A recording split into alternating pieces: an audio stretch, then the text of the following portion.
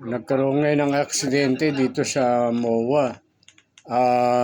Sumemplang yung isang bata. Kawawa naman. Ayun, hanggang ngayon walang malay. Ang daming mga bikers na ni wala man lang kahit isa na tumawag ng gwardiya para iradyo ang ambulansya. Buti may nakita ako, ayun. Sinigawan ko yung gwardiya, ayun, tumakbo naman siya. At ayun, tumawag ng ambulansya. Sana naman ligtas yung bata at walang masyadong pinsala sa katawan. Kawawa rin naman. Kapwa natin kapadyak yan.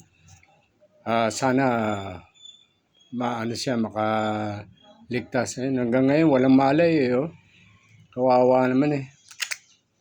Kaya aral yan sa mga bikers na sana pumidal tayo ng ayos at maging maingat.